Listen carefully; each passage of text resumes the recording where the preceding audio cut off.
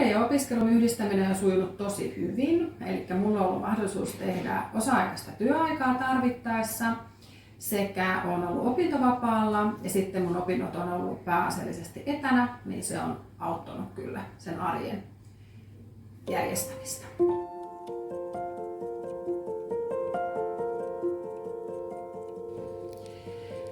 Opinnot on antanut paljon iloa ja intoa omaan työhön sekä on saanut uusia näkökulmia, laajempia näkökulmia sekä hahmottanut vielä paremmin tätä laajaa järjestökenttää.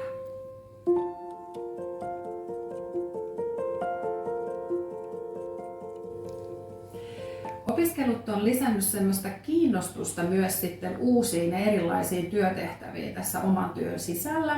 Ja Vaasa Settlementissä on mahdollisuus kehittyä myös siinä omassa työtehtävässä. Esimerkiksi opintojen myötä mä pääsin mukaan sitten Pohjanmaan järjestöneuvottelukuntaan tälle toimintakaudelle.